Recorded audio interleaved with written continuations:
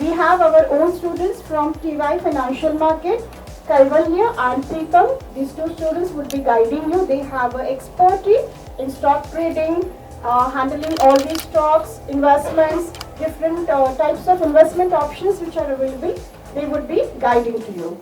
I request a member of Commerce Club, Dr. Farhad Sheikh, to felicitate Preetham.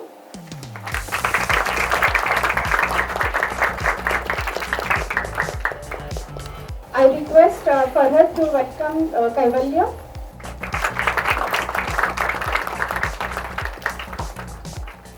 Good afternoon. Good afternoon. Okay, right. So I'm Preetham Chorgade from TYBFM. I'm also president of Financial Market Association of College. Hello everyone, I am Kaivalya Yadav and I am from TYBFM and I'm the Vice President of FMA, the Financial Markets Association of our college. Before we start this session, let me tell you that we are into the stock market and trading since 2019, and especially in FNO, that is futures and options, that is derivatives, since 2020 also. And almost in 4 to 5 years, we have never missed any trading day. At least if we have not taken any trade, but we have analyzed and observed the market. So it is most important to you, and we will tell you today about the. Yes, so आप सब लोग अभी 12th standard में हो, right? Yes, so कितने लोग science में से यहाँ पे? नोबडी? कॉमर्स से कितने लोग हैं? वाओ, पूरा क्लास कॉमर्स से। Nice, awesome. और आर्ट से कितने लोग हैं? No one? कोई बात नहीं। सो अभी आप सब लोग तो स्कूल कॉलेज में हो, एजुकेशन कंप्लीट कर रहे हो। कुछ साल में पता क्या होगा?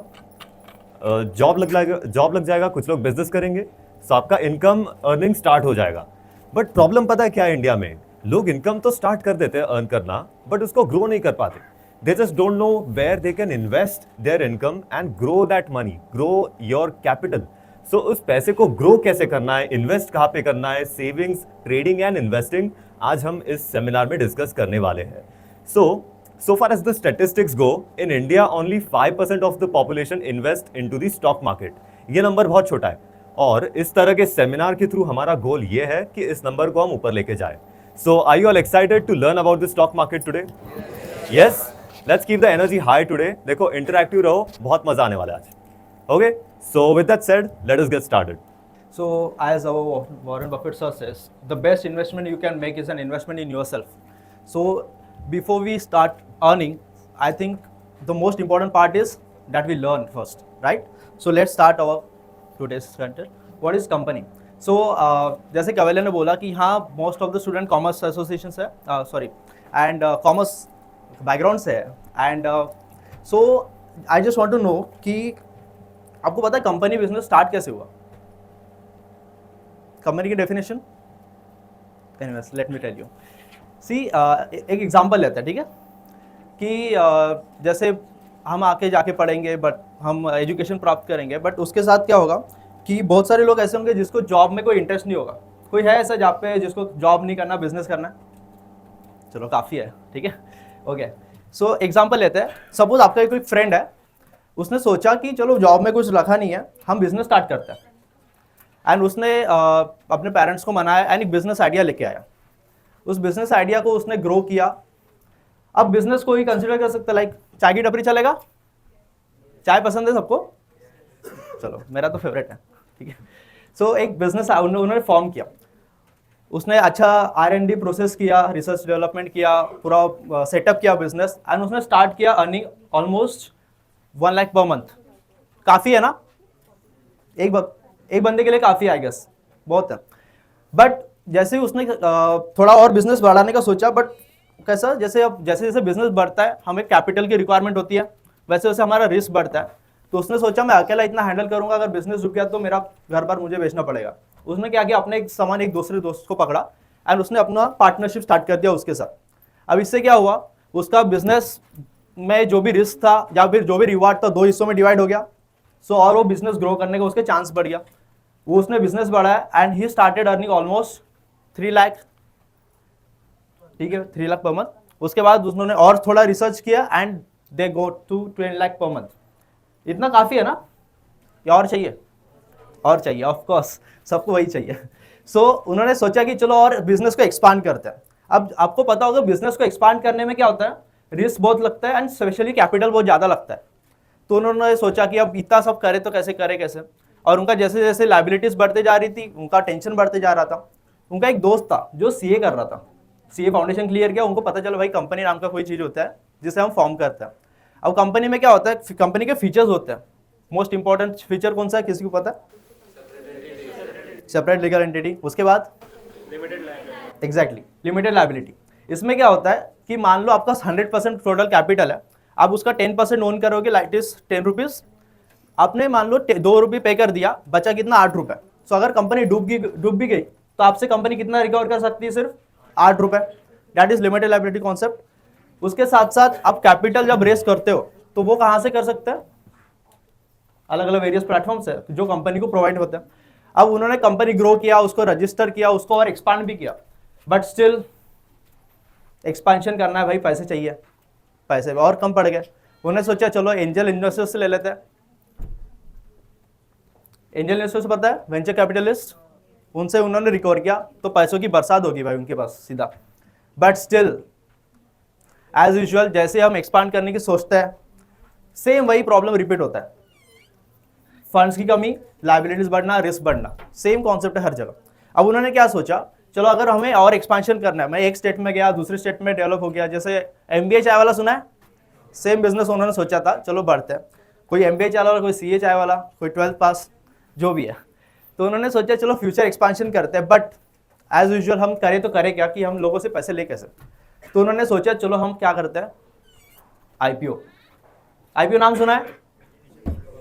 Exactly, initial public offering. इसमें क्या होता है, कंपनी जब फर्स्ट टाइम शेयर्स इशू करती है प्राइमरी मार्केट में, शेयर्स इशू करना क्या होता है, हम आगे पढ़ेंगे कि होता क्या एक्चुअली, शेयर्स का डेफिनेशन क्या है, उसका मीनिंग क्या होता है। इसमें क्या करता है, कंपनी सबसे पहले अपने पब्लिक्स को से पैसा कलेक्ट करती है एंड उनको उसके बदले में देती है एक शेयर सर्टिफिकेट। ये शेयर सर्टिफिकेट एक गारंटी है, एक प्रूफ है कि हमने आपसे पैसे लिए एंड आप उसका टेंशन मत लो, आप उसके उस पार्ट के ओनर हो गए। ठीक है, ये हो गया शेयर सर्टिफिकेट। चलो अब इसको शेयर्स को एक थोड़ा और एक एग्जांपल से समझते हैं। ठीक है, चलेगा। नेक्स्ट एग्जांपल लेते हैं कि सपोज आप लेक्चर में गए, बट लेक्चर आपको लगा कि चलो आज बंक मारते हैं। कितने लोग बंक मारते हैं वैसे? टीचर्स बैठे इसलिए नाम पलट गए पहले देखने के लिए भाई, नाम लिस्ट चेक कर देते हैं। एनीवेज, चलो एग्जांपल लेते हैं कि आप लोग सोचा कि आज चलो बंक मारते हैं एंड डोमिनोज जाते हैं। आपने सोचा चलो पिज्जा पार्टी करते हैं आज, बट ये आज के दिन कोई ना किसी का बर्थडे था, ना कोई ट्रीट देने वाला था, तो ऑफकोर्स पैसे कौन पे करेगा, कॉन्ट्री करेंगे ऑफकोर्स। सो आपने सोचा कि चलो कॉन्ट्री करते हैं एंड जो भी हिस्सा होगा उसको हम डिवाइड कर लेंगे पिज्जा की स्लाइसेस के हिसाब से। और उन्होंने, एक बंदा है, मैं बोला मुझे एक पिज्जा चाहिए, एक स्लाइस चाहिए। दूसरा आया, उसको बोला मुझे ज़्यादा भूख लगी है, मुझे 2 स्लाइसेस चाहिए। तीसरा आया, उसने एक ले लिया। चौथा आया, उन्होंने बाकी ले लिया, बाकी लोगों ने। ठीक है, अब कैसा हुआ कि जैसे जैसे पिज्जा के स्लाइसेस डिवाइड हुए, उसको हम कॉन्सेप्ट अब टर्न करते हैं कंपनी के हिस्सा। जैसे जैसे पिज्जा है, एक पिज्जा क्या हो गया आपका कंपनी का ओवरऑल कैपिटल, एंड जैसे पिज्जा के स्लाइसेस डिवाइड हुआ है उसका एक छोटा सा पार्ट इज योर शेयर्स। ठीक है, तो जैसे जैसे हम क्या करते हैं, जैसे एक कैपिटल हो गया, उसको हम जब डिवाइड करते हैं छोटे छोटे पार्ट्स में एंड उसको डिस्ट्रीब्यूट करते हैं कॉमन पब्लिक को, वो एक पार्ट, एक यूनिट क्या हो जाता है, शेयर्स हो जाता है। ठीक है, अब एग्जांपल ये हो गया प्राइमरी मार्केट का पार्ट। एक बंदे ने आपको देखा यहाँ पे 2 पिज्जा के स्लाइसेस लिए थे, बट उसको उन्होंने भूख के मारे ले लिया कि उसको लगा कि मैं 2 खा लूंगा, बट उसने क्या सोचा कि मैं इतना, अब एक स्लाइस से उसका पेट भर गया। उन्होंने सोचा मैं क्या करूं, इस स्लाइस फेंकने तो सकता नहीं उसको, इतना अच्छा पिज्जा है। तो उन्होंने सोचा चलो, मैंने उसको एडवाइस दिया, काम करो, आपका कोई एक फ्रेंड पकड़ो जिसको भूख लगी है और उसको दे दो, अब जो भी पैसा उस स्लाइस का होगा अब उसे कलेक्ट कर लेना। ठीक है, उन्होंने वैसे ही किया, एक फ्रेंड को पकड़ा, उसको पिज्जा का स्लाइस दिया और पैसे ले लिए। ये हो गया सेकेंडरी मार्केट का पार्ट। फर्स्ट मार्केट में क्या हुआ, प्राइमरी मार्केट में सबसे पहले पिज्जा आया था, उसको डिस्ट्रीब्यूशन किया फर्स्ट हैंड में। अब वो सेकंड हैंड पिज्जा हो गया एक स्लाइस, उसको डिवाइड, उसने ट्रांसफर मार दिया, पैसे ले लिया, सेकेंडरी मार्केट में दूसरे फ्रेंड को दे दिया। ये हो गया primary and secondary market of. अब सेकेंडरी मार्केट को और एक नाम है जो हम सबसे ज्यादा प्रचलित है, स्टॉक मार्केट। ये हो गया secondary market is a stock market. अब पहले आपको शेयर्स और स्टॉक में डिफरेंस पता है? शेयर्स और स्टॉक ऑलमोस्ट सिमिलर है, बस फर्क इतना है कि शेयर्स एक यूनिट है एंड उस यूनिट के बंडल को हम स्टॉक कहते हैं। अब कोई मान लो कोई चाहता है कि मैं शेयर्स खरीदना चाहता हूँ, मान लो रिलायंस के शेयर्स खरीदना है, अब कोई जाके एक शेयर्स तो खरीदेगा नहीं, ठीक है, वो एक से ज़्यादा ही लेगा ऑफकोर्स। सो एक शेयर मतलब एक शेयर हो गया, बट अगर मैं मल्टीपल शेयर्स ले रहा हूँ एक बंच में या बंडल ले रहा हूँ शेयर्स का, तो उसको मैं बोलूँगा स्टॉक। मान लो 10 शेयर्स ले लिए मैंने, तो 10 शेयर्स का एक हो गया स्टॉक जो मैं कंपनी का होल्ड करता हूँ, राइट। अब बताए stock market. Stock market is a market place, एक सेंट्रल हब है जहां पे ट्रेडिंग होता है शेयर्स का। अब सब्जी मंडी देखा होगा ना, वहां पे क्या बेचा जाता है, सब्जियां। वैसे स्टॉक मार्केट में ट्रेडिंग होता है शेयर्स का, बाइंग एंड सेलिंग दोनों होता है, ठीक है। ये हो गया स्टॉक मार्केट। अब स्टॉक मार्केट के बारे में इंटरेस्टेड तो हो गया, बट एक जैसे ये तो नया ट्रेंड है एक्चुअली स्टॉक मार्केट के बारे में। अगर आप अपने पेरेंट्स को पूछोगे तो स्टॉक मार्केट के बारे में वो बहुत सारे रूमर्स जो फैले हैं मार्केट में कि ये स्टॉक मार्केट अच्छा नहीं है, वैसा नहीं है, हमारे पूरा ट्रेडिशनल आइटम्स ही अच्छे हैं जिसमें हम इन्वेस्ट कर सकते हैं। सो हम मिथ्स और फैक्ट्स को आज चेक करेंगे। क्या बोले बताओ। ओके, सो जो न्यू कमर्स होते हैं मार्केट में वो तो एक्साइटेड होते हैं बहुत कि चलो इन्वेस्ट करते हैं मार्केट में, बट पुराने लोगों को पता नहीं क्यों कुछ प्रॉब्लम्स होता है कि stock market is risky, stock market is gambling, इस तरह के बहुत सारे मिसकंसेप्शंस होते हैं लोगों के माइंड में। हम क्या करते हैं, एक एक मिथ्स और एक्चुअल फैक्ट क्या है वो डिस्कस करते हैं। सो फर्स्ट मिथ ये होता है कि get rich quick in stock market. लोगों को लगता है कि हम स्टॉक मार्केट में इन्वेस्ट करेंगे और अचानक से बहुत सारे पैसे कमा लेंगे। इस मिथ के साथ लोग आते हैं कुछ इस तरह के एक्सपेक्टेशन लेके। टाटा, बिरला, अंबानी, अपना देवी प्रसाद, इन लोग अमीर कैसे बना, इसका सीक्रेट मिल गया है।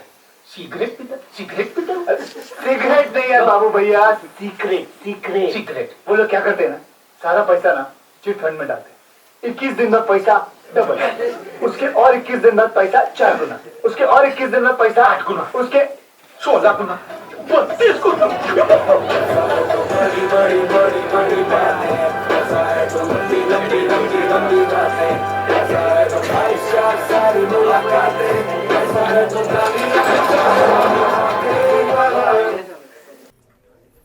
इक्कीस दिन में पैसा डबल, सुना है आपने कभी ये?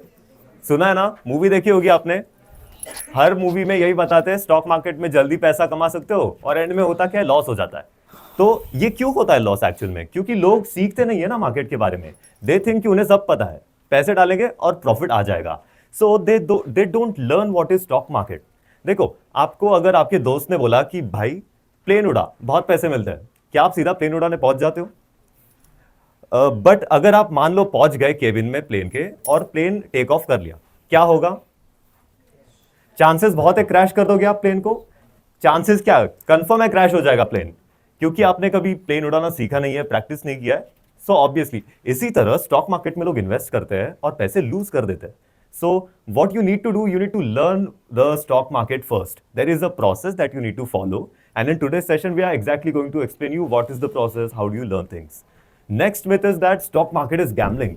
सुना होगा स्टॉक मार्केट सट्टा बाजार है, हर कोई बोलता है, मूवीज में भी दिखाते हैं कि लोग गैम्बलिंग करने के लिए स्टॉक मार्केट में ट्रेडिंग और इन्वेस्टिंग करते हैं।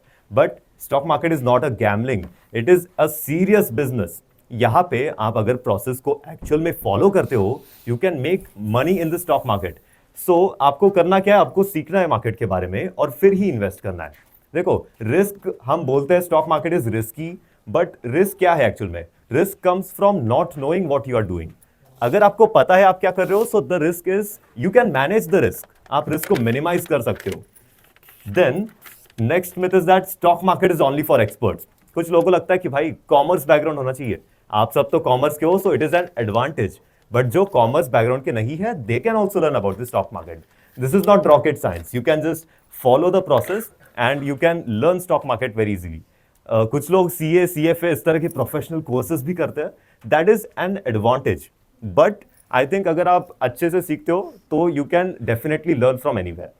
So you need to learn and then you can definitely earn. फिर अगला मिथ होता है कि you need large capital to earn in stock market. देखो, अभी स्टूडेंट्स हो ना आप सब, तो कैपिटल किधर से लाए? पेरेंट्स से मांगोगे या फिर पार्ट टाइम जॉब करोगे कहीं से बाद में, कॉलेज के बाद। सो जनरली लोगों को लगता है कि स्टार्टिंग में हमें बहुत सारा कैपिटल लगेगा, तो उसके लिए लोग क्या करते हैं, ट्रेडिंग अप्रोच चूज करते हैं स्टॉक मार्केट में, क्योंकि ट्रेडिंग में क्या होता है, कम कैपिटल लगता है, बट इन्वेस्टिंग में आपको ज्यादा कैपिटल लगेगा। सो आपको क्या करना है, कंसिस्टेंटली इन्वेस्ट करना है। अगर आप एक छोटे अमाउंट से भी स्टार्ट करते हो ना, यहाँ पे आप बिल्कुल इन्वेस्ट कर सकते हो स्टॉक मार्केट में। देयर इज नो रिक्वायरमेंट कि आपको लाखों रुपए, हजारों रुपए इन्वेस्ट करना है। You can start from as low as 500 rupees, like ma'am just said in the introduction. So The next myth is that you can earn money from stock tips. Tips सुना है कभी? स्टॉक मार्केट के tips हर कोई बांट रहा है, Telegram channel, online websites पे सारी जगह टिप्स ही बिक रही है. But the reality is that stock tips, most of the stock tips are a scam. उनका जो बिजनेस मॉडल रहता है टिप्स देने का, वो उनके लिए प्रॉफिटेबल रहता है, ना कि इन्वेस्टर के लिए. वो तो हमें रॉन्ग इंफॉर्मेशन बेच के टिप्स दे देते हैं कि ये स्टॉक बाय करो, यहां पे सेल करो. बट क्या वो काम करता है एक्चुअल में? Does it work? It will not work.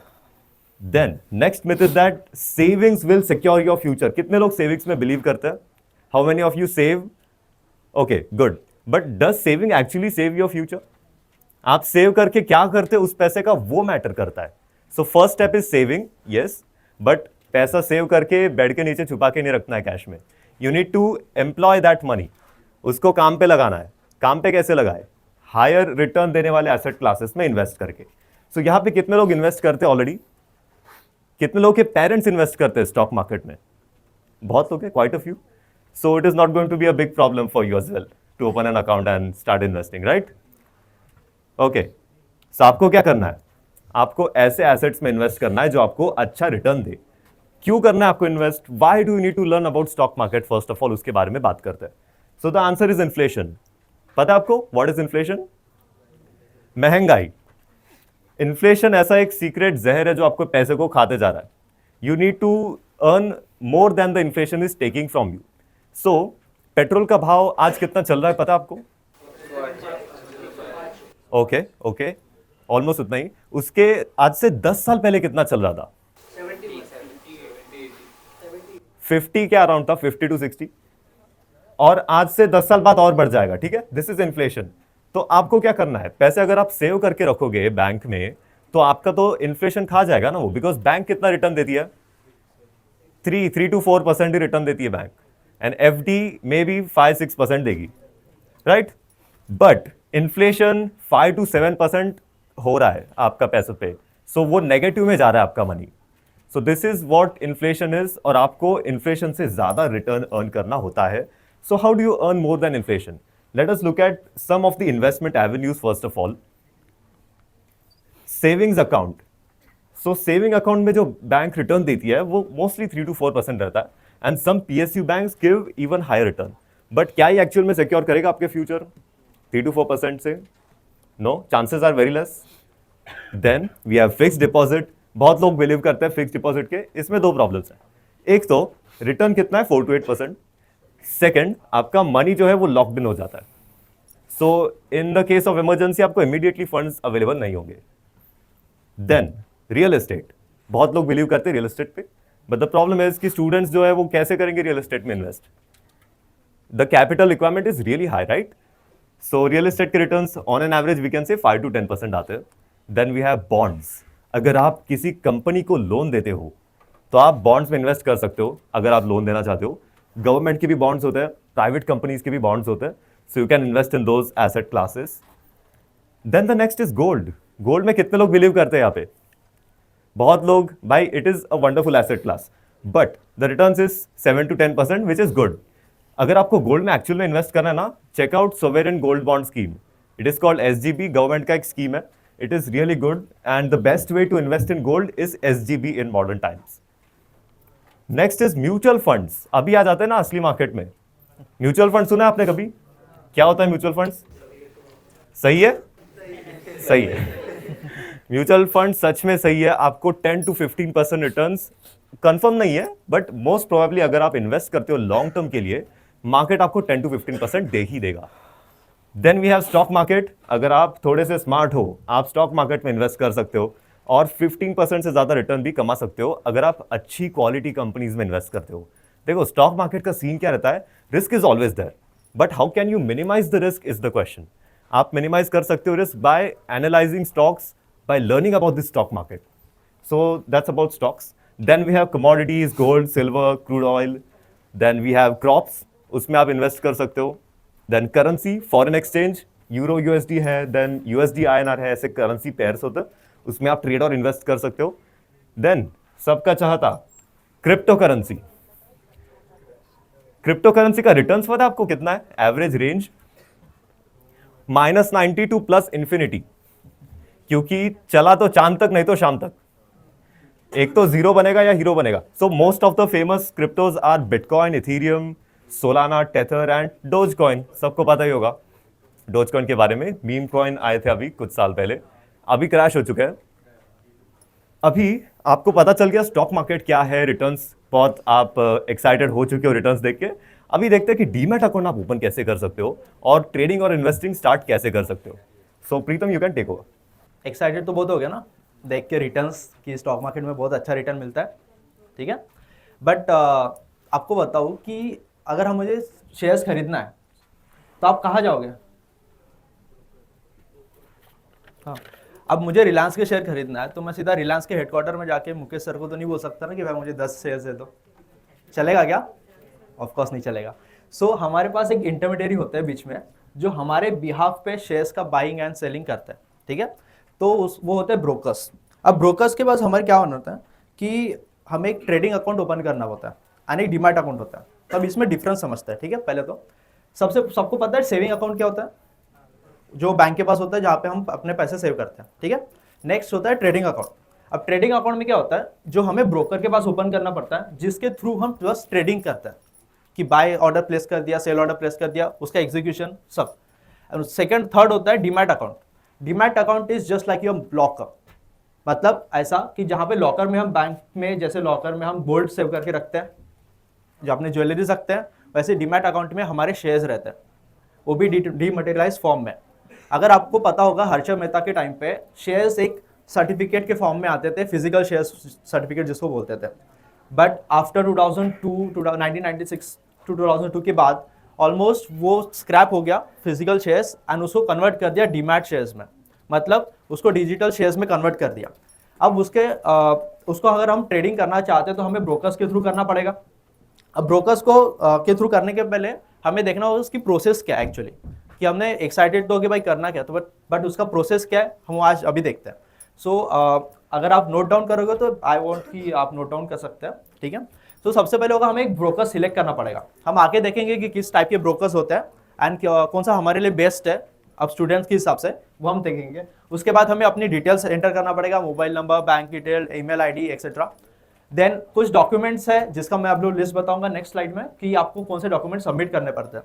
Then उसके बाद ई साइन वगैरह आपको सिग्नेचर्स देना पड़ेगा, आपके पेरेंट्स की डिटेल, ऑक्यूपेशन डिटेल, ये सब आप हम आगे देखेंगे। ये है डॉक्यूमेंट्स की लिस्ट।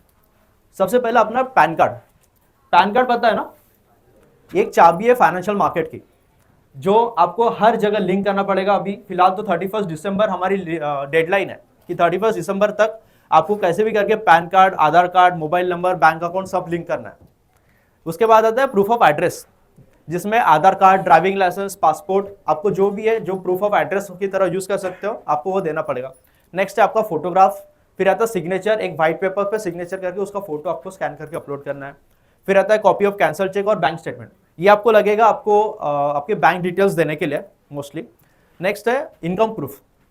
इनकम प्रूफ आपको सिर्फ इसलिए देना पड़ेगा आपको अगर एफएनओ सेगमेंट में ट्रेड करना है, फ्यूचर्स एंड ऑप्शंस में। अगर नॉर्मल आपको इक्विटीज में ट्रेडिंग करना है तो आपको इनकम प्रूफ देने की जरूरत नहीं है। अब इनकम प्रूफ में आता क्या है, इनकम प्रूफ में आएगा आपका ITR रिटर्न या फिर 6 मंथली बैंक स्टेटमेंट।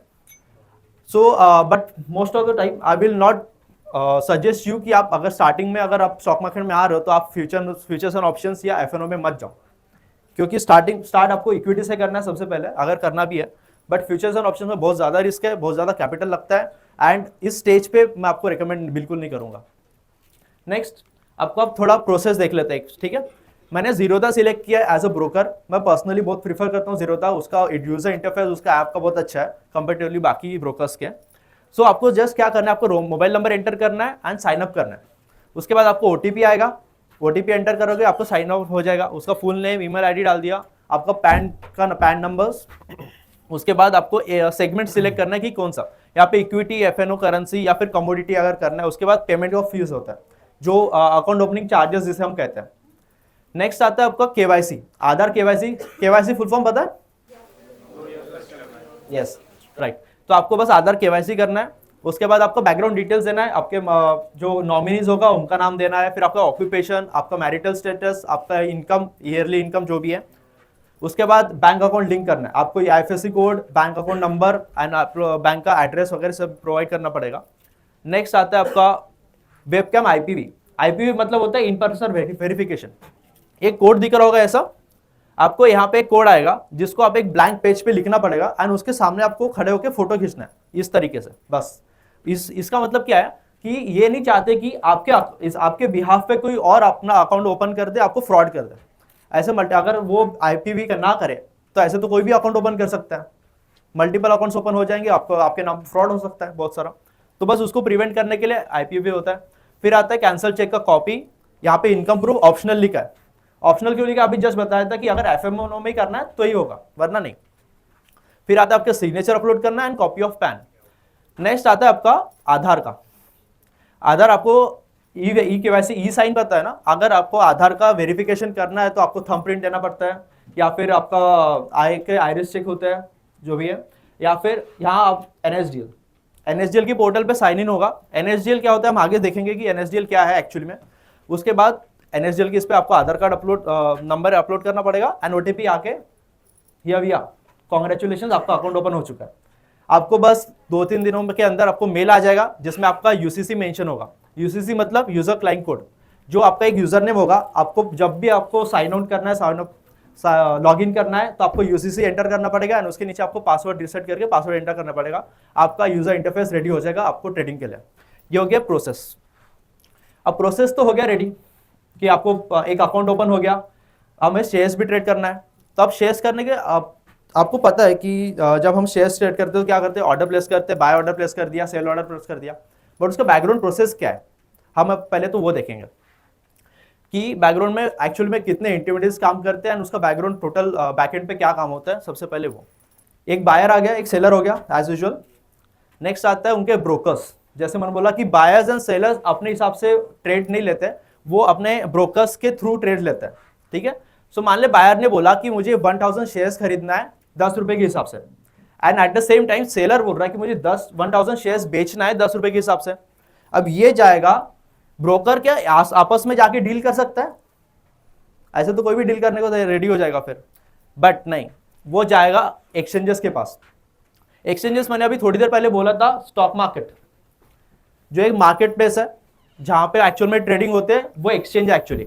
इसमें क्या होता है, एक्सचेंजेस जैसे NSE BSE हो गया, इसमें एक्चुअल में वो मार्केट प्लेस है जहां पे ऑर्डर का एक्सचेंज होता है एंड वहां पे ऑर्डर मैचिंग का कॉन्सेप्ट आता है। ऑर्डर मैचिंग मतलब क्या, ये देखेगा कि ब्रोकर ने भाई मुझे कितने ऑर्डर प्लेस किया है, कितने शेयर्स का, किस कंपनी का और किस प्राइस पे, ये तीनों चीज वो वेरीफाई करेगा। और जो बायर्स ने ऑर्डर प्लेस किया है क्या एग्जैक्टली सेम सेलर ने भी प्लेस किया है। अगर मान लो यहाँ पे सेलर बोलेगा कि मुझे जैसे बायर बोलेगा मुझे रिलायंस के शेयर चाहिए, बट अगर सेलर ने बोल दिया कि मुझे ITC के शेयर चाहिए, तो ऑर्डर मैचिंग नहीं होगा ऑफकोर्स। या फिर अगर प्राइस का कुछ डिफरेंस है या फिर क्वांटिटी का डिफरेंस है तो ऑर्डर मैचिंग नहीं होगा, वो शेयर जो ट्रेड है वो एग्जीक्यूट ही नहीं होगा। मान लो ये दोनों मैच हो गया, तीनों चीजें मैच हो गया, उसके बाद एक्सचेंज जाएगा सीधा CC एंड DP के पास। अब CC एंड DP क्या है, क्लियरिंग हाउस, क्लियरिंग कॉर्पोरेशन जैसे हम कहते हैं, एंड एक DP है मतलब डिपॉजिटरी पार्टिसिपेंट। अब जैसे CC हो गया क्लियरिंग कॉर्पोरेशन, उसका काम क्या होता है, क्लियरिंग कॉर्पोरेशन का काम है कि जो भी प्रोसेस हो रहा है वो एक स्मूथली कंडक्ट हो जाए एंड बिना कोई प्रॉब्लम के वो पूरा ट्रेड एग्जीक्यूट हो जाए। बस उनका वही काम है कि ये इससे फंड लेना, इससे ट्रांसफर करना, उसको सिक्योरिटीज देना, बस। फिर आता है DP मतलब डिपॉजिटरी पार्टिसिपेंट्स, डिपॉजिटरीज जिसे बोलते हैं। जैसे मैंने अभी बोला डीमैट अकाउंट, हमारा डीमैट अकाउंट किसके पास होगा, ब्रोकर के पास होगा क्या? नहीं, वो होता है DP के पास, मतलब डिपॉजिटरीज के पास। आगे देखेंगे कि किस टाइप के डिपॉजिटरीज इंडिया में अवेलेबल है, ठीक है। अब वो ये CC और DP करेगा क्या, ये बायर के ब्रोकर से फंड्स कलेक्ट करेगा and at the same time seller के ब्रोकर से शेयर्स कलेक्ट करेगा। जैसे ये ऑर्डर मैचिंग हो गया, उनको कंफर्मेशन मिल गया, वो क्या करेगा, ट्रांसफर मार देगा शेयर्स बायर को एंड फंड्स ट्रांसफर कर देगा सेलर को। इस पूरे कॉन्सेप्ट को हम कहते हैं T+1 रोलिंग सेटलमेंट पीरियड या T+1 रोलिंग सेटलमेंट साइकिल। अब जैसे आपको पता होगा हर्षद मेहता के टाइम पे क्या होता था, फिजिकल शेयर्स का ट्रेडिंग होता था, BSE रिंग के बारे में पता ही होगा। वहां क्या होता था, वीकली या मंथली सेटलमेंट होता था। अब जैसे पूरा वीक में ट्रेडिंग हुआ, उसका डेटा कलेक्शन हुआ सैटरडे संडे को या वीकेंड पे, एंड नेक्स्ट वीक में उसका सेटलमेंट होता था। मतलब जो फंड ट्रांसफर होता था या फिर शेयर्स का ट्रांसफर हो रहा है वो नेक्स्ट वीक या नेक्स्ट मंथली होता है।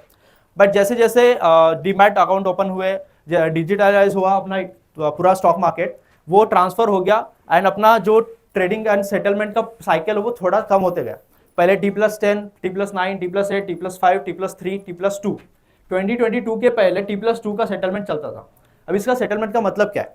मान लो मैंने मंडे को कोई ट्रेड एग्जीक्यूट किया, तो ट्रेड मंडे को एग्जीक्यूट किया तो क्या मुझे उसी दिन मेरे शेयर्स अकाउंट में आ जाएंगे? नहीं आएगा, वो आएगा T+2 के बाद। T+2 मतलब मंडे ट्रेडिंग डे हो गया, ट्यूसडे T+1 एंड T+2 मतलब वेडनेसडे। तो मतलब वेडनेसडे को शाम तक मेरे अकाउंट में, मतलब मेरे डीमैट अकाउंट में शेयर्स ट्रांसफर हो गए and at the same time funds भी ट्रांसफर होगा।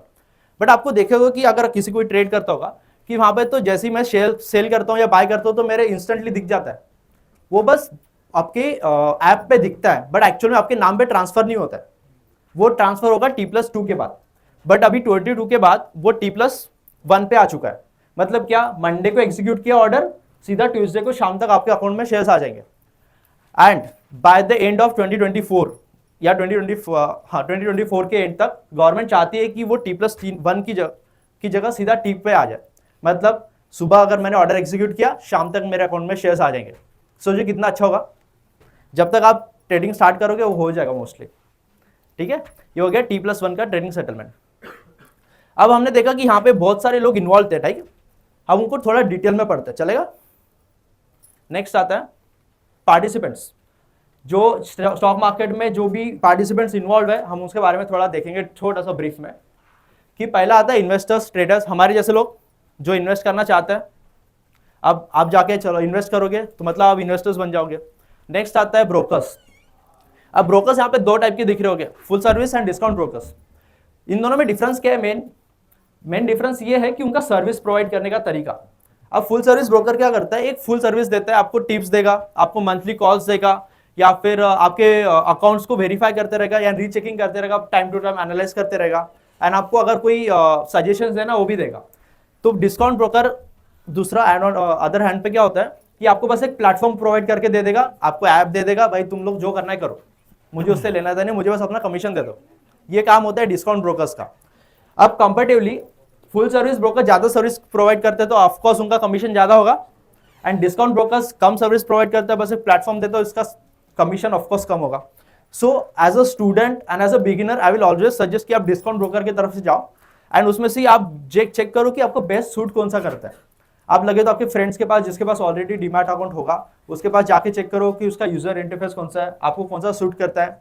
मुझे पर्सनली जैसे मैंने बोला मुझे ज़ीरोधा सूट करता है, आपको कोई और कर सकता है, लाइक अपस्टॉक हो गया, ग्रो हो गया, ये वाला। नेक्स्ट आता है आपका स्टॉक एक्सचेंजेस। अभी थोड़ी देर पहले बोला था स्टॉक एक्सचेंज होता क्या है, एक मार्केट प्लेस है जहाँ पे शेयर्स का ट्रेडिंग होता है। दो बड़े स्टॉक एक्सचेंज इंडिया के कौन से हैं? NSE BSE। अब उनके दो इंडाइसेस है, निफ्टी 50, सेंसेक्स 30। ये होता क्या है? ये है एक्चुअली टॉप 30 कंपनीज का हमने मार्केट कैप निकाला, उसका एवरेज कर दिया, वो हो गया उसका सेंसेक्स 30, राइट। एंड सेकंड है निफ्टी 50, मतलब तो जो फर्स्ट 30 कंपनीज थे उसके बाद की और 20 कंपनीज ऐड कर दो, मतलब टॉप इंडिया की टॉप 50 कंपनीज का मार्केट कैप निकाल के उसका एवरेज कर दिया, जो हमारा इंडेक्स हो गया निफ्टी 50 का। मतलब ये दिखाता कि एक्चुअली कि इंडिया की टॉप परफॉर्मिंग कंपनीज, उनका परफॉर्मेंस कैसा है हमारे स्टॉक मार्केट में। तो हम जब बोलते हैं कि मार्केट क्रैश हो गया या मार्केट बढ़ गया, इसका मतलब क्या है कि निफ्टी बढ़ गया या निफ्टी कम हो गया, simple.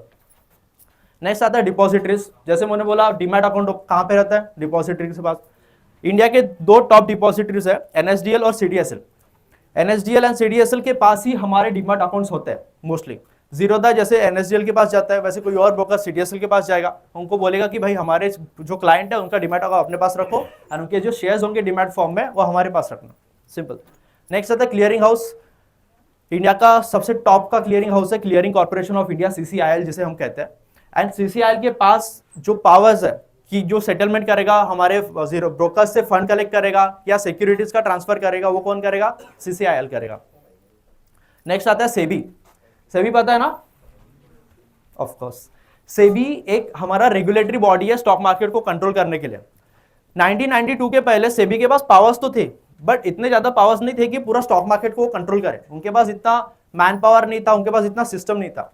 But Harshad Mehta scam 1992 पता ही है, सीरीज देखा है ना?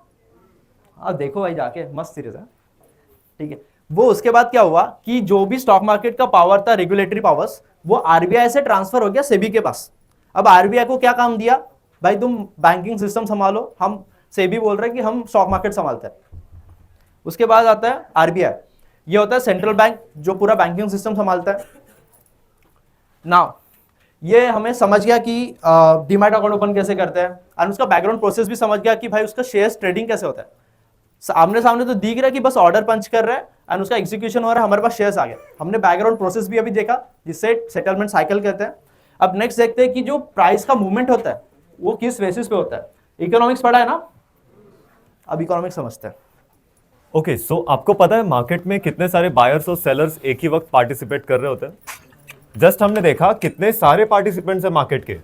सो इतने सारे लोग जब भी एक ही दिन पे एक ही टाइम पे ट्रेडिंग करेंगे, इन्वेस्टिंग करेंगे, तो प्राइस वॉलेटिलिटी बढ़ेगी। प्राइस की मार्केट में प्राइस ऊपर नीचे क्यों जाता है, ये आपके माइंड में क्वेश्चन होगा। सो ये इसलिए जाता है क्योंकि इतने सारे लोग पार्टिसिपेट कर रहे हैं, अपने ओपिनियंस, अपनी डायरेक्शन बता रहे हैं मार्केट में। सो वो इन्फ्लुएंस होता है सप्लाई एंड डिमांड से। सो सप्लाई एंड डिमांड पता है सबको? So tell me, when demand is greater than supply, price ऊपर जाएगा या नीचे जाएगा? ऊपर जाएगा, एग्जैक्टली। सो जब भी डिमांड सप्लाई से ज्यादा हो जाता है ना, प्राइस ऊपर जाता है। जब भी बायर सेलर से ज्यादा होता है तभी प्राइस ऊपर जाता है, सिंपल। देन जब भी सप्लाई डिमांड से ज्यादा होता है तभी क्या होगा? नीचे जाएगा। तो ये सिंपल कॉन्सेप्ट है। और इसके अलावा प्राइस मूव क्यों करता है ये हमें जानने के लिए कंपनी परफॉर्मेंस को समझना पड़ता है। देखो कंपनी के रिजल्ट्स आते हैं क्वार्टरली एंड एनुअली। पता है एक साल में कितने रिपोर्ट्स आते हैं?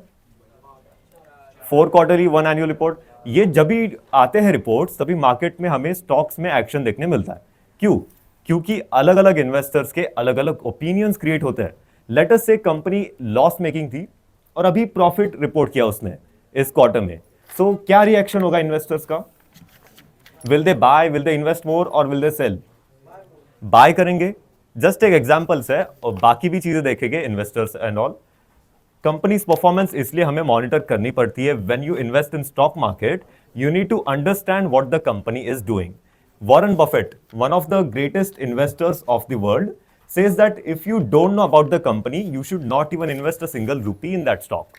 So आपको कंपनी के बारे में जानना है पहले कि इसका बिजनेस क्या है, इसके मेन कोर टीम में कौन है, इसका मैनेजमेंट कैसा है। Qualitative and quantitative both aspects you need to study about the company. Companies performance के अलावा जब भी मार्केट में कोई बड़ी न्यूज आती है, लेट अस से अभी रिसेंट एग्जांपल लेते हैं। अभी क्या हुआ था, कोविड का एक न्यूज आ गया था कि वापस से वायरस आ रहा है, तो मार्केट में अचानक से 300 पॉइंट्स का फॉल आ चुका था। सो मार्केट न्यूज इन्फ्लुएंस बहुत करती है। लेट अस से कोई इकोनॉमिक डेटा आ गया इंडिया का, या फिर फॉरेन इन्वेस्टर्स ने सेलिंग कर दी इंडियन स्टॉक मार्केट में। So these factors affect a lot. अगर कोई अच्छी न्यूज आती है मार्केट में, so that is the reason why we need to check financial news every single time. Market news अगर आप देखते हो, आपको एक एडिशनल एज मिल जाता है कि हमें कौन से डायरेक्शन में ट्रेड और इन्वेस्ट करना है। If the news is good then you can buy, and if the news is bad, if you are a trader, if you are investing for the short term, then you can sell. But ये trading और investing है क्या आखिर, वो अभी हम समझते हैं। सो मार्केट को अप्रोच करने के ना 2 तरीके हैं। एक तो आप ट्रेडिंग करो या तो आप इन्वेस्टिंग करो। As a beginner what do you think, what is correct? Trading. क्यों? क्योंकि ट्रेडिंग में हमें कम कैपिटल लगता है, हमारा जो व्यू होता है वो शॉर्ट टर्म के लिए रहता है। We don't plan to put our money in and wait for years for getting profit. हमें जल्दी प्रॉफिट चाहिए होता है ट्रेडिंग में। It is done for the short term. देखो ट्रेडिंग में हम क्या करते हैं, we buy low and we sell higher, that's as simple as that. But ये कहने में जितना सिंपल है, करने में बहुत हार्ड है। ट्रेडिंग को अप्रोच करने के तरीके क्या है वो सब आज हम देखेंगे। But what it involves primarily is buying and selling stocks. अब उसको करने के बहुत सारे तरीके हैं। कुछ लोग पोजिशनल ट्रेडर्स होते हैं। So if I buy today a particular stock and I plan to sell it after a few months और after few years, then I am a positional trader. तो ये थोड़ा सा बड़ा व्यू लेके आते हैं मार्केट में कि मेरे को बहुत महीने, बहुत साल इन्वेस्ट करना है, ट्रेड करना है। फिर स्विंग ट्रेडर्स जो होते हैं ना, उनको कुछ दिन से कुछ वीक्स तक ट्रेड लेना होता है। लेट अस से मैंने आज बाय किया एक पर्टिकुलर स्टॉक, मैं उसको कुछ वीक के बाद सेल करूंगा। बीच में जो डिफरेंस होगा वो मेरा प्रॉफिट होगा या लॉस होगा। This is how a swing trader participates in the stock market. अब वो एनालिसिस क्या करता है वो सब हम देखेंगे कुछ टाइम में। Then we have day trader. Day trader का एम क्या होता है, वो आज ट्रेड लेगा। अच्छा बताओ, इंडिया में मार्केट कितने बजे खुलता है? 9, 9 to 3:30, 9:15 तक प्री मार्केट रहता है, उसके बाद मेन ट्रेडिंग स्टार्ट होती है। सो डे ट्रेडर का गोल क्या रहता है, वो आज बाय करेगा और आज ही उसको स्क्वायर ऑफ करेगा। So this type of trading is very risky because volatility बढ़ जाती है, प्राइस ऊपर नीचे बहुत होने लगता है, और इसलिए हम रेकमेंड नहीं करेंगे कि जब भी आप फर्स्ट टाइम ट्रेडर हो सीधा डे ट्रेडिंग पे मत आओ, पहले स्विंग ट्रेडिंग स्टार्ट करो, buy today and plan to sell it after a few days और after few weeks. Scalp trader is the most riskiest type of trading, क्योंकि यहाँ पे कुछ सेकंड्स की बात चल रही है, आप अभी ट्रेड लोगे और कुछ सेकंड्स में या फिर कुछ मिनट्स में उसको सेल करोगे। इसमें सीन क्या होता है, आप बहुत ज़्यादा कैपिटल डिप्लॉय करते हो। सो भले ही आपका मार्जिन बहुत छोटा है, बट ज़्यादा कैपिटल की वजह से आप प्रॉफिट करके निकल जाते हो मार्केट से। बट अगेन बिगिनर्स के लिए बिल्कुल भी नहीं है ये, we just want to tell you because of general awareness, that's it. Then investing, बहुत सारे लोग इन्वेस्टिंग के बारे में डाउटफुल रहते हैं कि हमारा बैकग्राउंड अगर कॉमर्स का नहीं है तो हमें कैसे पता चलेगा इन्वेस्टिंग के बारे में, बट आपके साथ ये प्रॉब्लम है ही नहीं बिकॉज सभी कॉमर्स के। देन इन्वेस्टिंग में आपका प्लान क्या रहता है कि आप बाय करोगे और उसके बारे में भूल जाओगे कि आपने इन्वेस्ट किया था किसी स्टॉक में। सो कुछ लोग एक्टिवली मैनेज करते हैं, कुछ लोग मैनेज नहीं करते, but the goal is to grow your money, the goal is to grow your capital, और इसकी वजह से आप एनालिसिस करते हो और कंपनीज में पैसे डालते हो। इन्वेस्टिंग के भी दो अप्रोचेज है, active investing and passive investing. So क्या है एक्टिव, अगर आप एक अच्छे पोर्टफोलियो मैनेजर हो, अगर आपने सीख लिया मार्केट को एनालाइज करना, तो आप रेगुलरली बाय सेल करते रहोगे।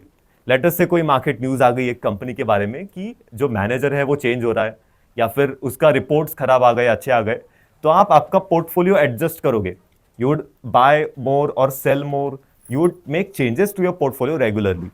बट दूसरे टाइप का इन्वेस्टिंग क्या होता है, पैसिव इन्वेस्टिंग, जहां पे एक बार आपने पैसे डाल दिए तो आप भूल जाओगे उसके बारे में। लाइक वॉरेन बफेट सेज कि आप अगर एक कंपनी में 10 साल पैसे इन्वेस्ट नहीं कर सकते तो उसमें इन्वेस्ट ही मत करो। 10 साल आप सोचोगे भाई किसने देखे 10 साल, but that is what the thing is in passive investing कि you buy and you forget about this stock. So that is about passive investing, but इसमें आपको देखना होता है कि कंपनी अच्छी है, ऐसा नहीं कि कोई भी कंपनी में आपने पैसे डाल दिए, so don't expect to give that returns. But अभी यार इसको एनालाइज कैसे करें, how do you know the process, हमने पहले बताया था ना कि प्रोसेस आपको फॉलो करना है, you need to learn about the stock market, what is this, how do you analyze and how do you know when to buy and when to sell. So there are two approaches again to trading and investing, and सबसे पहले हम एक short recap लेते हैं कि trading is for the short term and investing is for the long term. अगर आप beginner हो तो आपका प्लान होगा कि आपको कैपिटल बिल्ड करना है, therefore you plan to trade, क्योंकि स्टार्टिंग में कैपिटल नहीं होता है generally. But what I will recommend is that आपको ट्रेडिंग भी करनी है और आपको इन्वेस्टिंग भी करनी है। बट अगर आपके पास एक्चुअल में ज़्यादा टाइम नहीं है, so you need to stick with investing only, क्योंकि ट्रेडिंग को आपको बहुत ज़्यादा मॉनिटर करना पड़ता है। So that is the thing with trading and investing. Then इन दोनों में सबसे इंपॉर्टेंट पॉइंट ये है कि आपको टेक्निकल एनालिसिस करना पड़ता है ट्रेड करने के लिए। सो आपने कभी चार्ट देखे, कैंडलस्टिक चार्ट्स? सो ये कैंडलस्टिक चार्ट्स क्या है, ये हमें समझना बहुत इंपॉर्टेंट है। सो आज का जो सेशन है इसमें हम इतना डीप नहीं जा सकते, क्योंकि टेक्निकल एनालिसिस बहुत बड़ा सब्जेक्ट है। इसको सीखने के लिए आपको टेक्निकल एनालिसिस के बारे में पहले मास्टर करना पड़ेगा। सो यहाँ पे आप चार्ट्स देखते हो, कैंडलस्टिक पैटर्न्स देखते हो कि किस तरह पैटर्न्स फॉर्म हो रहे हैं, और यहाँ पे दो चीजें मेन होती है, प्राइस एंड वॉल्यूम। तो प्राइस तो एक तो मार्केट का प्राइस हमें दिख ही रहा है कि क्या प्राइस चल रहा है मार्केट का। सेकेंड चीज होता है वॉल्यूम। अब वॉल्यूम क्या है, volume is the total amounts of shares that are being traded. तो ये दो चीजों के बेसिस पे टेक्निकल एनालिसिस पूरा का पूरा बेस्ड है। अभी इसमें बहुत सारे इंडिकेटर्स भी रहते हैं जो आप चार्ट पे लगा सकते हो, और उसके बेसिस पे ट्रेडिंग डिसीजंस ले सकते हो कि when you need to buy and when you need to sell. So technical analysis इस तरह जाता है। Then we have fundamental analysis. जब भी हम कंपनी में इन्वेस्ट करने की बात करते हैं, then we need to learn fundamental analysis. Fundamentals में क्या आता है, income statement, balance sheet, and what is the third one, cash flow statement. ये तीन चीजें अगर आपको समझ गए, आप फंडामेंटल समझ जाओगे। इसके अलावा और बहुत चीजें, like you understand the economy of the country, you understand the industry, and finally the company. So you need to learn all these things and understand what is the company actually doing. So उसमें भी दो चीजें आती है। पहले अपन एक recap ले लेते हैं टेक्निकल और फंडामेंटल का। जिसको ट्रेडिंग करना है, he or she would be doing technical analysis. जिसको इन्वेस्टिंग करना है, he would be doing fundamental analysis, और उसका प्लान लॉन्ग टर्म के लिए होगा। सो वो एक्चुअल में कंपनी के बारे में देखेगा कि कंपनी क्या कर रही है, कैसे कर रही है। Now let us talk about mutual funds. Stock market के बारे में देख लिया कि हम जब शेयर्स ट्रेड करते हैं तो हमें इक्विटीज़ में बाय करना है, सेल करना है, उसके लिए पहले क्या करना पड़ेगा, फंडामेंटल एनालिसिस, टेक्निकल एनालिसिस, ये सब। बट व्हाट आई प्रीफर कि अगर हमें सिर्फ ट्रेडिंग करना है या फिर अगर सिर्फ इन्वेस्टिंग करना है, अगर हमें ऑप्शन मिले कि दोनों करना चलेगा, आई पर्सनली प्रीफर दैट। ठीक है, मैं ट्रेडिंग भी करता हूँ, एट द साइमल्टेनियसली इन्वेस्टिंग भी करता हूँ। अब अगर इन्वेस्टिंग मुझे करना है तो व्हाट आई विल प्रीफर कि मेरे लिए जो एक्सपर्ट्स बैठे हैं ऑलरेडी, क्यों ना मैं उनको दे दूँ वो काम। जैसे म्यूचुअल फंड कंपनीज है, वो क्या करेंगे, म्यूचुअल फंड कंपनीज हम जैसे छोटे छोटे इन्वेस्टर्स से पैसा कलेक्ट करेंगे, एक बड़ा कॉर्पस बनाएंगे एंड उसको इन्वेस्ट करेंगे स्टॉक मार्केट में ही। ठीक है, अब उसके लिए वो हमें क्या देंगे, वो हमें देते हैं एक यूनिट। जैसे कंपनी के एक शेयर्स होता है, वैसे म्यूचुअल फंड कॉर्पस या म्यूचुअल फंड के स्कीम का एक एक यूनिट हमें अलॉट होता है। वो एनएवी के ऊपर डिपेंड करता है। एनएवी मतलब नेट एसेट वैल्यू। जैसे शेयर्स का एक प्राइस होता है मार्केट प्राइस, वैसे ही म्यूचुअल फंड के यूनिट का जो प्राइस होता है उसको एनएवी कहते हैं, नेट एसेट वैल्यू जिसे कहते हैं। सो म्यूचुअल फंड क्या है, एक पूल ऑफ फंड है। मतलब क्या कि जैसे एक बहुत बड़ा एक्सपर्ट है, उसके पास उसको नॉलेज है स्टॉक मार्केट का बहुत सारा, बट उसके पास पैसे नहीं है इन्वेस्ट करने के लिए। तो वो क्या करेगा, हम जैसे छोटे छोटे इन्वेस्टर से थोड़ा थोड़ा अमाउंट कनेक्ट करेगा एंड उसका एक बड़ा कॉर्पस बनाएगा, बड़ा पूल ऑफ फंड बनाएगा एंड उसको इन्वेस्ट करेगा स्टॉक मार्केट में। तो ये बहुत अच्छा ऑप्शन चल रहा है, लग रहा है आपको। ठीक है, उसके बाद एक्सपर्टीज है, हम उसके एक्सपर्टीज का यूज करेंगे म्यूचुअल फंड के थ्रू। अब नेक्स्ट होता है कि म्यूचुअल फंड का बेनिफिट्स क्या है। सबसे बड़ा बेनिफिट है हमारे पास कि हमारे पास छोटे कॉर्पस या छोटे फंड्स के साथ हम स्टार्ट कर सकते हैं। ठीक है, सेकंड बेनिफिट है कि अगर हमको टाइमिंग ऑफ मार्केट पता नहीं है कि कब बाय करना, कब सेल करना, पूरा मार्केट का एक्सपर्टीज नहीं है पूरा, तो हम म्यूचुअल फंड कॉर्पोरेशन को बोल सकते हैं भाई कि तुम फंड मैनेजर हम हमारे बेसिस पे कर सकते हो। फिर आता है टैक्सेशन बेनिफिट्स होते हैं कई सारे, एटीसी के अंदर डिडक्शंस मिलते हैं। फिर और बहुत सारे जो बेनिफिट्स है, जैसे टैक्स सेविंग फंड्स होते हैं, अगर हम ELSS हो गया, तो अगर हम उनमें इन्वेस्ट करते हैं तो हमें क्या एक डिडक्शन मिल जाता है इनकम टैक्स में, तो आपको वहाँ पे भी बेनिफिट है। नेक्स्ट आता है अगर आपको एवरेजिंग का कॉन्सेप्ट है। एवरेजिंग जैसे अभी कुछ दिनों पहले तक मार्केट ऑल टाइम हाई पे था एकदम, तो अगर ऑल टाइम हाई पे था, अगर मैं उस दिन इन्वेस्ट कर देता तो मुझे किस प्राइस पे यूनिट्स अलॉट होते हैं, एकदम हाई पे। बट अगर अभी 2 दिन पहले मार्केट गिरा ऑलमोस्ट 200 to 300 पॉइंट्स, जब मार्केट गिरा, अगर मैं उस दिन इन्वेस्ट करता मुझे किस प्राइस पे मिलता, एकदम लो प्राइस पे, चीपर पे। तो अगर मैं मंथली या फिर एक पीरियडिकली इन्वेस्ट कर रहा हूं तो मुझे हाई प्राइस भी मिलेगा, लो प्राइस भी मिलेगा, तो ऑन एन एवरेज मेरा प्राइस एकदम एवरेज पे आ जाएगा। सो एक बेनिफिट, एवरेजिंग का बेनिफिट हमें मिलता है म्यूचुअल फंड में भी। नेक्स्ट आता है टाइप ऑफ फंड क्या होता है, कि अगर म्यूचुअल फंड में बोल दिया तो म्यूचुअल फंड भाई होता क्या है, कि किस में हम इन्वेस्ट करें एक्चुअली। सो अलग अलग टाइप्स ऑफ फंड्स होते हैं। पहला आता है इक्विटी फंड्स। इसमें क्या होता है कि जो कंपनीज म्यूचुअल फंड मैनेजर होता है, इंडिया के टॉप इक्विटी कंपनीज में उसके इक्विटीज में ही फंड अलोकेट करते हैं और उसमें इन्वेस्ट करते हैं। नेक्स्ट आता है डेट फंड्स। डेट फंड्स में सिर्फ डेट इंस्ट्रूमेंट्स में डील होती है, जैसे बॉन्ड्स हो गया, डिबेंचर्स हो गया, बस उसमें डीलिंग होती है। नेक्स्ट आता है money market fund, hybrid fund. Main है growth fund and income fund. अब ग्रोथ फंड और इनकम फंड में डिफरेंस क्या है, अगर मान लो कि आपको कंपनी में आपने इन्वेस्ट किया तो आपको ईयरली कुछ मिलता है उसका रिटर्न, क्या बोलते हो उसे, एग्जैक्टली। सो इनकम फंड में क्या होता है कि आपको जब आप म्यूचुअल फंड में इन्वेस्ट करते हो तो इनकम फंड में अगर आपने इन्वेस्ट किया है तो आपको ईयरली डिविडेंड के रूप में पैसा मिलेगा। बट अगर आप ग्रोथ फंड में इन्वेस्ट करोगे तो आपका जो डिविडेंड मिलेगा वो आपके कॉर्पस में ही एड ऑन हो जाएगा। तो आपका बस कॉर्पस जो आपका फंड है वो बढ़ते जाएगा, बट आपको मंथली या क्वार्टरली या फिर पीरियडिकली आपको पैसा मिलेगा नहीं, बस आपका पैसा ही बढ़ते जाएगा, सिंपल। फिर आता है टैक्स सेविंग फंड, जैसे मैंने बोला ELSS वगैरह हो गया, आपको टैक्सेशन बेनिफिट्स मिलता है उसमें। नेक्स्ट आता है कि अब मुझे पता चल गया म्यूचुअल फंड होता क्या है, मुझे पता चल गया उसके टाइप्स क्या है, बट अब मुझे म्यूचुअल फंड में इन्वेस्ट करना है तो मैं कैसे करूँ।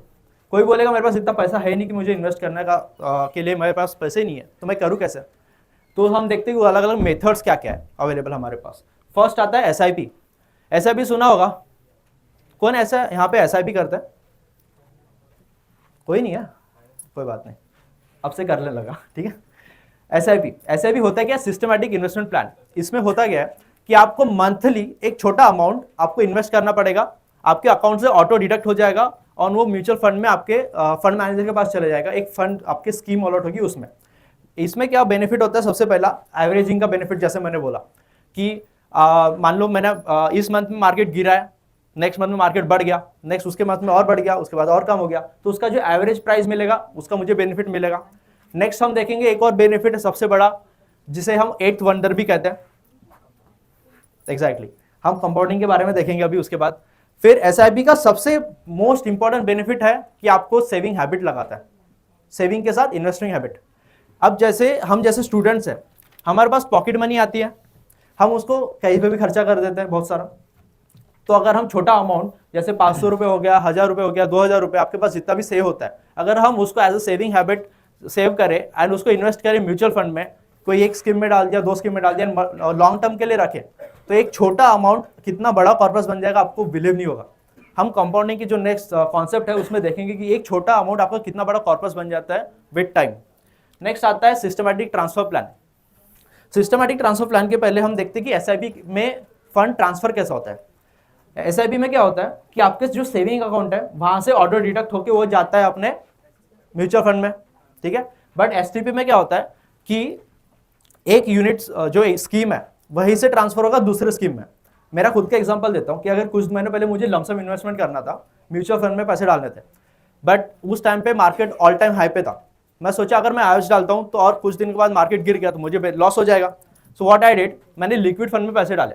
Liquid fund is as good as your saving account, जहाँ पे एक लो रिस्क फंड इक्विटीज या सिक्योरिटीज में इन्वेस्टमेंट होता है, एंड देन वो हम जब एसटीपी करते हैं तो वो जो लिक्विड फंड है वहां से ट्रांसफर होगा हमारे मेन फंड में, जिसको मैंने पहले सोचा था जिसमें डालना है पैसा। तो वो जो ट्रांसफर है intra transfer of the funds, उसे हम एसटीपी कहते हैं। नेक्स्ट आता है एसडब्ल्यूपी। ये मोस्टली रिटायरीज के लिए होता है। अब जैसे गवर्नमेंट एम्प्लॉयज होते हैं, उनको रिटायरमेंट के लिए पेंशन मिलता है रिटायरमेंट के बाद, बट अभी आपको पता होगा 2010 के बाद रिटायरमेंट को पेंशन बंद हो गए, सिर्फ नेवी, आर्मी एंड एयरफोर्स को पेंशन अलाउड है। अब मान लो कि आपने जो गवर्नमेंट एम्प्लॉयज है, नॉर्मल एम्प्लॉयज है हम जैसे, वो क्या करेंगे, फंड्स कलेक्ट करेंगे, उसको हम इन्वेस्ट करेंगे, बट हम एक एक करके अगर हमें अमाउंट विड्रॉ करना है तो उसके लिए हम बेस्ट ऑप्शन है एसडब्ल्यूपी। इसमें क्या होगा कि हम म्यूचुअल फंड में पैसा तो डाल देंगे एक साथ, बट उसको जैसे एसआईपी में हम मंथली पेमेंट करते हैं वैसे एसडब्ल्यूपी में मंथली हमें विड्रॉल मिलेगा। मतलब मंथली एज अ पेंशन हमारे अकाउंट में पैसा जमा हो जाएगा ऑटोमेटिकली, एक फिक्स अमाउंट जो हमें चाहिए, उसको बोलते हैं SWP. And lumpsum as a set, एक बड़ा फंड मैंने एक साथ म्यूचुअल फंड में डाल दिया, that is lumpsum amount. Now we go to the 8th wonder of the world. It's एक वंडर। 8th वंडर क्या है? कंपाउंडिंग। कंपाउंडिंग का मीनिंग पहले जानने के पहले मुझे बताओ कि सिंपल इंटरेस्ट और कंपाउंड इंटरेस्ट के बारे में पता है क्या होता है? सिंपल इंटरेस्ट, एग्जांपल लेते हैं, मान लो 100 रुपए है, उसके ऊपर आपको इंटरेस्ट लगेगा 10%, तो कितना इंटरेस्ट लगेगा? 10 रुपए। नेक्स्ट मंथ में कितना लगेगा? और 10 ही रुपए लगेगा, मतलब मेन कैपिटल पे। कंपाउंड इंटरेस्ट में क्या होगा? 100 प्लस 10 110, उसके ऊपर 11 रुपए लगेगा, मतलब इंटरेस्ट के ऊपर इंटरेस्ट लगेगा। Same goes with the returns. मतलब क्या कि यहाँ पे जो हमें रिटर्न मिलेगा कॉर्पस के ऊपर, मान लो 1 लाख का मेरा फंड कॉर्पस है, उसके ऊपर मुझे 10% रिटर्न मिल रहा है, तो मेरा 1,10,000 हो गया। बट नेक्स्ट मंथ में अगर मुझे रिटर्न मिलेगा तो सिर्फ 1 लाख पे नहीं मिलेगा ना, 1,10,000 के ऊपर एड ऑन हो जाएगा। सो दैट इज कंपाउंड रिटर्न। अब कंपाउंडिंग रिटर्न को हम 8th वंडर क्यों कहते हैं? 7 वंडर तो पता ही है इसको। इसमें ऐसा क्या खास बात है कि इसको 8th वंडर कहा गया है? तो इसमें खास ये है कि जब भी मार्केट में या फाइनेंशियल मार्केट में कोई एंटर करता है तो उनको क्या लगता है कि हमारे पास सबसे ज्यादा पैसा होना चाहिए तब हमें ज्यादा रिटर्न मिलेगा, या फिर ऐसी सिक्योरिटीज में इन्वेस्ट करें जो सबसे ज्यादा रिटर्न दे तब हमारा पैसा बनेगा। बट ऐसा नहीं है। ये सबसे ज्यादा रिटर्न डिपेंड करता है हमारे टाइम के हिसाब से, कि आप कितना ज्यादा टाइम तक पेशेंटली उसमें इन्वेस्ट करके रहोगे, हमें उतना ज्यादा बेनिफिट है। वो आप देखते हैं कैलकुलेशन में। Power of compounding, and as Warren Buffett sir said, stock market is a device for transferring money from the impatient to the patient. आपको बस क्या करना है? पेशेंटली इन्वेस्ट करके छोड़ देना, फॉरगेट करना है। कि मतलब बार बार फॉरगेट करना, मतलब इसका मतलब नहीं कि आपको देखोगे नहीं बिल्कुल, ठीक है। आपको बस क्या करना है कि आप जैसे ही मार्केट आज गिरा आप जाके चेक नहीं करोगे कि भाई मेरा पोर्टफोलियो डाउन हो गया, मैं निकाल दूं पैसे। कल जाके मार्केट बढ़ गया, बोलो फोमो के चक्कर में मर जाओगे। तो ऐसा नहीं करना है। सिंपल आपको करना है कि आपको इन्वेस्ट करके छोड़ देना है, एंड बस कुछ टाइम के बाद पीरियडिकली बस उसको एनालाइज करना है, देखना है कि कहाँ मुझे एग्जिट करना है, कहाँ मुझे एंट्री करना है। सिंपल। अब इसको थोड़ा हम कैलकुलेशन करके देखते हैं कि एक्चुअल में एक छोटा फंड कैसे ट्रांसफर होता है एक बड़े कॉर्पस में।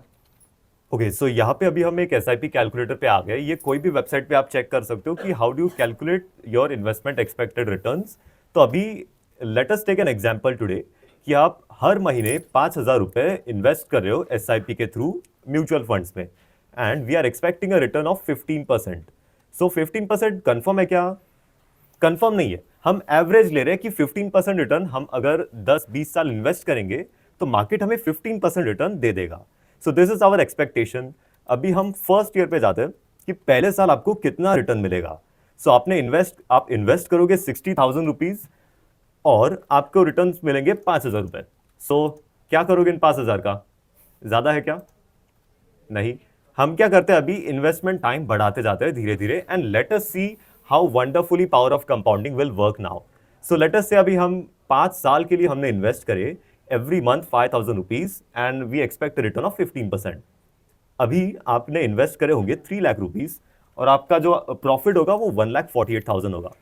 सो 5 साल में आप देख रहे हो कि आपने इतना रिटर्न्स कमाया, but is this again enough? No.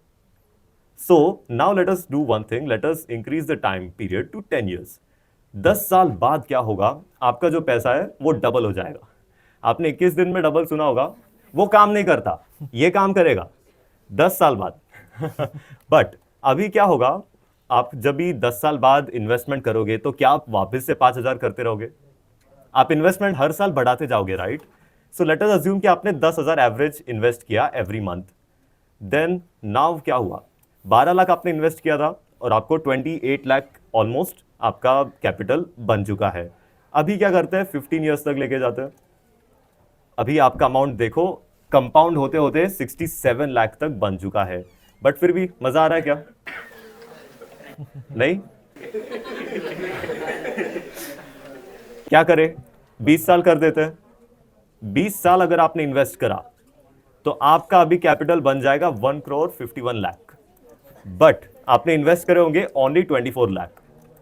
तो अभी आप देख रहे हो कि कंपाउंडिंग चालू हो चुकी है। अब कुछ लोग बोलेंगे 20 साल बाद मैं क्या करूं यार इतने पैसों का, मुझे अभी चाहिए पैसे।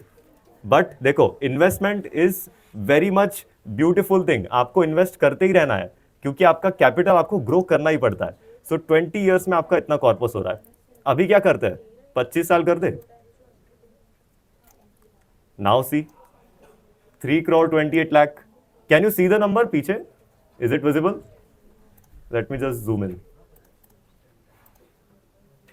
So अभी आपका कॉर्पस बन चुका है 3.28 करोड़, ओके, और आपने इन्वेस्ट किया है 25,000। अभी आप वापस इन्वेस्टमेंट बढ़ाओगे लेट अस से। सो एवरेज इन्वेस्टमेंट अगर आपने 15 भी ले लिया तो क्या होगा, 5 करोड़ बन गए आपके। Now let us do one more thing, 30 साल।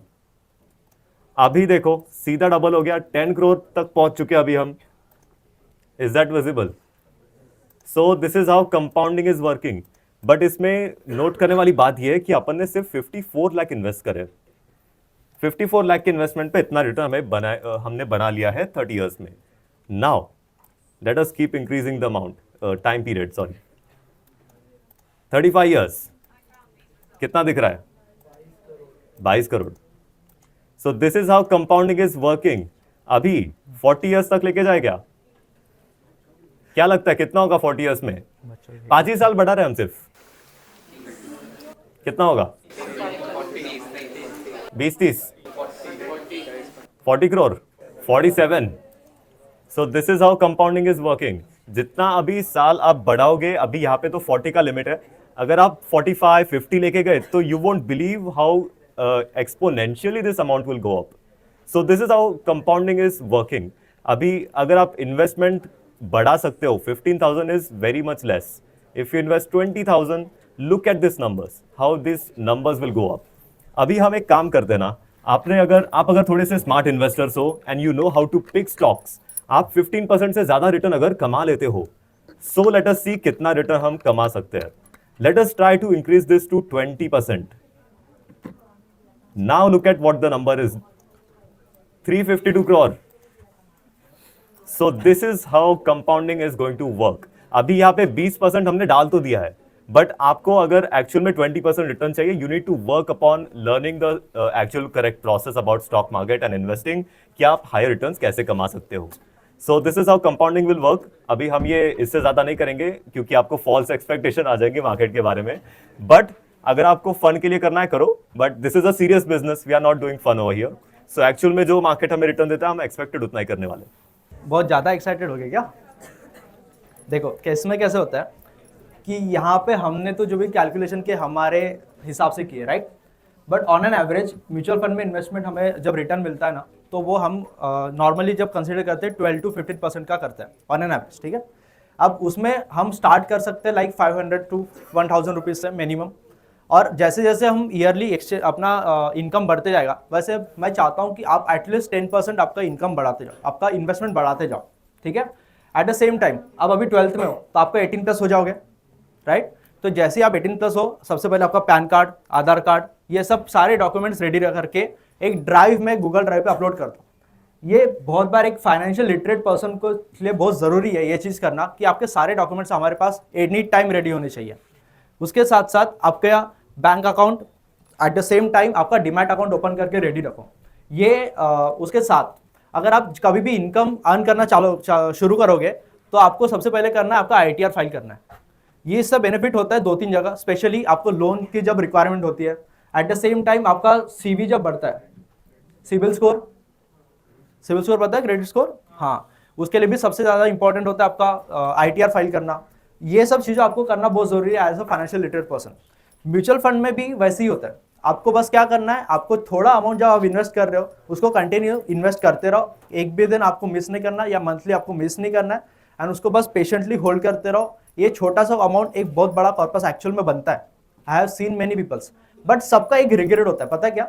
जो भी बड़े टॉप क्लास इन्वेस्टर्स है उनका एक रिग्रेट है कि उन्होंने जल्दी स्टार्ट नहीं किया। सबसे बड़ा रिग्रेट वही होता है।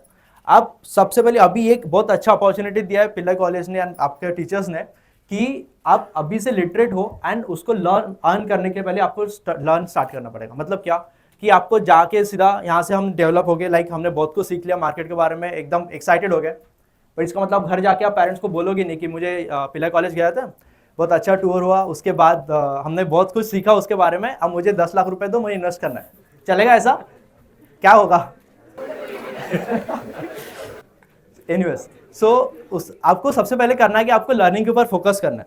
आप क्या कर सकते हो, आप यूट्यूब से लर्न कर सकते हो या फिर आपके बुक्स पढ़ सकते हो, वो बहुत इंपॉर्टेंट है।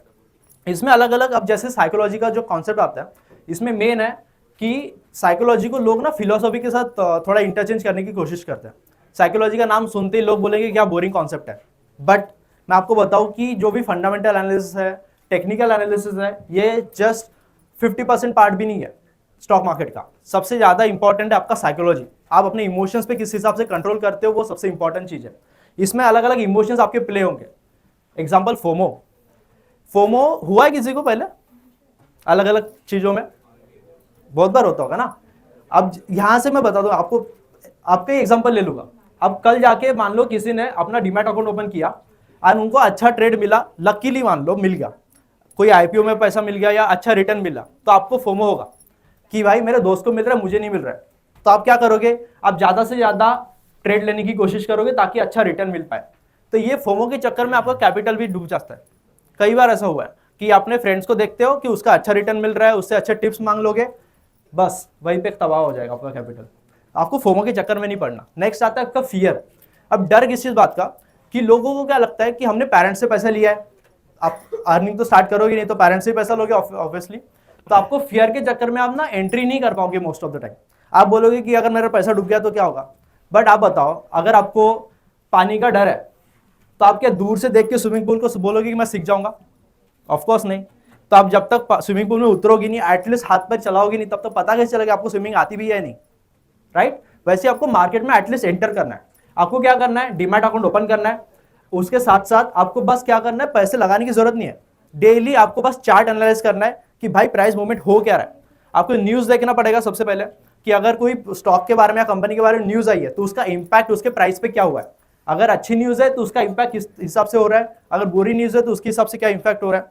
कभी कभी ऐसा होता है कि मान लो किसी कंपनी का बहुत अच्छा परफॉर्मेंस हो गया, उसका एनुअल रिपोर्ट आया, उन्हें बहुत अच्छे से ग्रो कर दिया, बट मार्केट में प्राइस गिर गया। क्यों? वो डिपेंड करता है कि एक्सपेक्टेशंस क्या थी।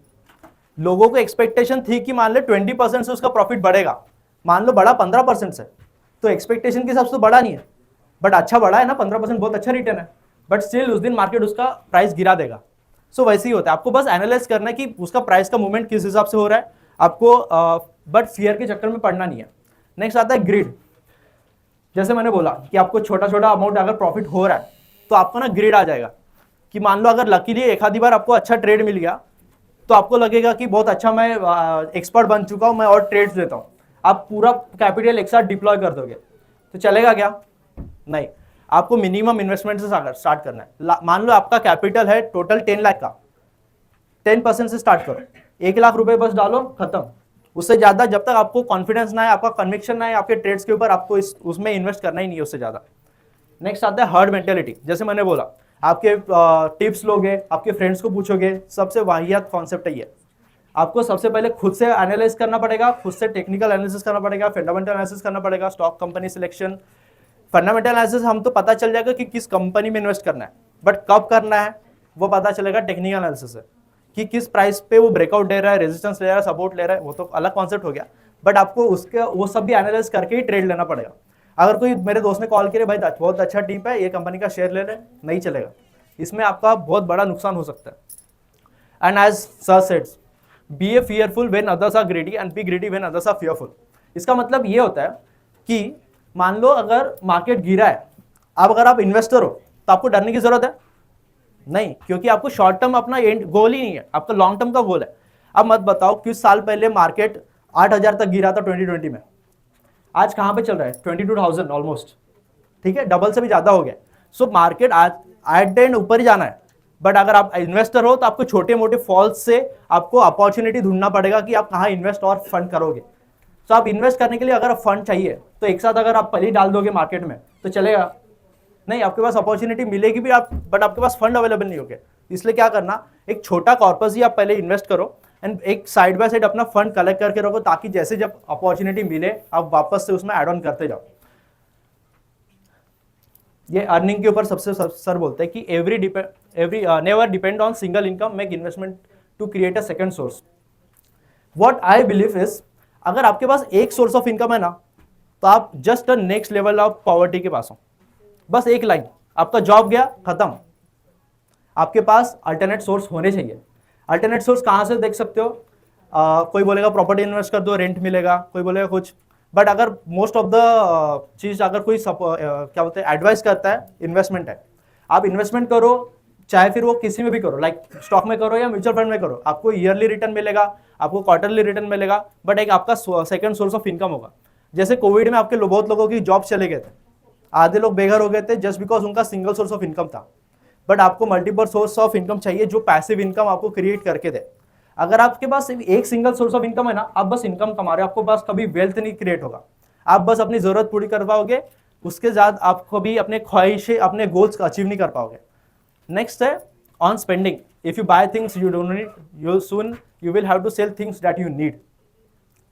इसका मीनिंग ये है कि अननेसेसरी खर्चा मत करो, सिंपल। अब थोड़ा एक क्या हो सकता है, एक फॉर्मूला है, income minus saving equals to expenses. Generally हम क्या करते हैं, income minus expense equals to saving. आप पहले खर्चा कर लेते हैं, उसके बाद जो बचा कुछ है उसको सेविंग करोगे, बट उसका उल्टा करना हमेशा। एक फिक्स्ड अमाउंट अगर हम इन्वेस्ट कर रहे हैं तो उसके लिए सबसे पहले एक फिक्स्ड अमाउंट हम सेविंग्स का निकाल लेंगे, एंड जो बचा है उसी को हम उसे सबसे सेविंग करेंगे, स्पेंड करेंगे। नेक्स्ट आता है सेविंग के ऊपर, do not save what is left after spending, as I said. Next होता है टेकिंग रिस्क के ऊपर, never test the depth of a river with both the feets. मतलब क्या, मान लो आपके पास 1 लाख का कैपिटल है, आप एक ही स्टॉक में मत डालना कभी, अगर वो स्टॉक गया आपका पूरा कैपिटल भी डूब सकता है। आपको डाइवर्सिफिकेशन करना पड़ेगा। मतलब क्या, आपको आपका कैपिटल को अलग अलग सेक्टर्स में, अलग अलग फील्ड्स में, अलग अलग कंपनीज में डाइवर्सिफाई करके रखना पड़ेगा।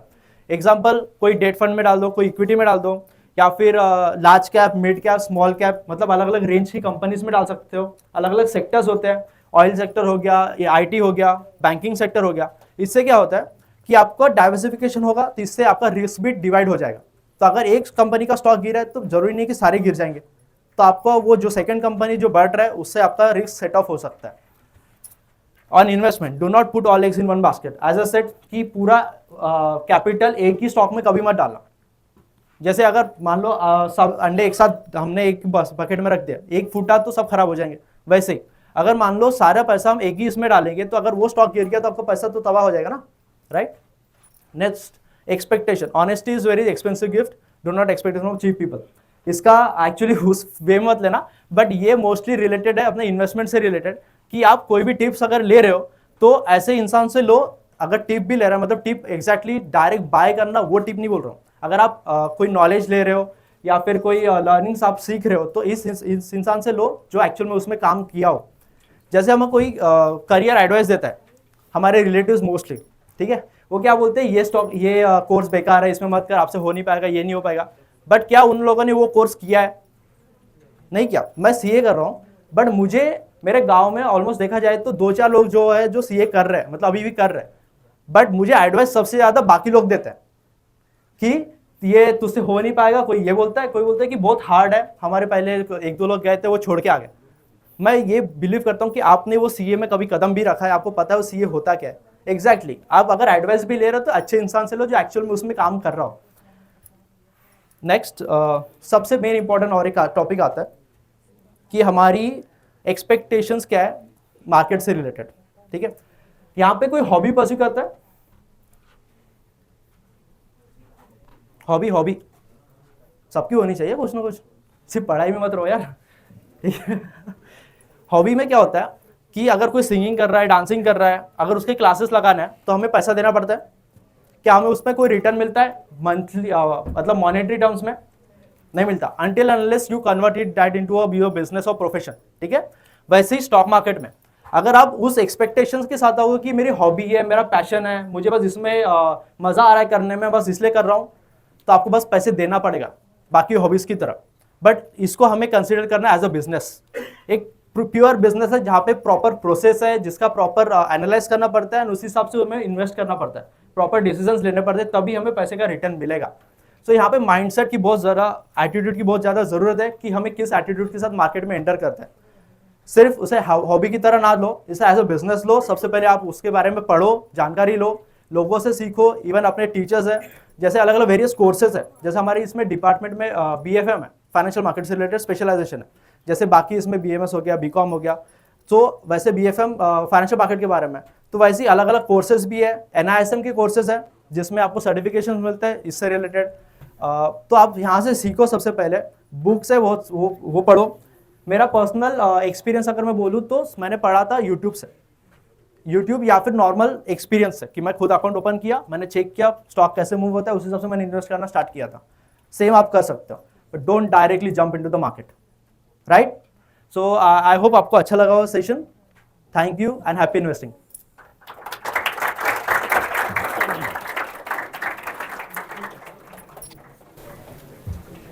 Hope the session was very useful and interesting to everyone. Okay, any doubts from students and any queries or any doubt or any, how many of you would like to start your investments? Okay, wow, that's good. Thank you so much. That is the result of our session. Anybody would like to ask any doubt? So first of all, the most important source is YouTube. देखो YouTube पे सब कुछ available है। हमें लगता है कि YouTube पे कैसे सीखेंगे क्योंकि कोई फिजिकल पर्सन नहीं है, बट हमने खुद YouTube से ही सब कुछ सीखा है। देखो बहुत सारे लोग कोर्सेज बेच रहे हैं मार्केट में, but the problem is that most of this courses are fake. एक रिसेंटली एक न्यूज आई थी कि there was a person, I would not like to take his name, but he sold courses worth 2 crores and he was himself in losses. So ऐसे बहुत सारे लोग आपको मिलेंगे जो कोर्स बेच रहे हैं, but you need to understand कि who is the genuine person. अभी देखो 3 लेवल्स के यूट्यूब चैनल्स बताऊंगा मैं। जब भी आप बेसिक से स्टार्ट कर रहे हो ना, there is a best channel called CA Rachana Ranade. You can take a note of this, CA Rachana Ranade. या so on her channel she has uploaded a lot of basic videos of trading, investing, stock market. It will definitely help you. Then for the investor or trader on the level 2, I would suggest the channel of Pushkar Raj Thakur. So he has also uploaded a lot of videos about trading and investing. And if you want to go advanced, like actual में trading सीखना है कि क्या है, then there is a awesome channel called Booming Bulls. So he also uploads a lot of videos. He has a full crash course on trading and investing. which includes strategy, risk management, psychology. So YouTube is the best source. The second best source, which I think, is books. बहुत सारी books है. Trading की अलग books है, investing की अलग books है. But you need to keep one thing in mind कि इनका context थोड़ा पुराना है. So some things would not match the modern day, but concept overall same रहता है. So you need to pick out some important things in those books. And yes, that were our sources.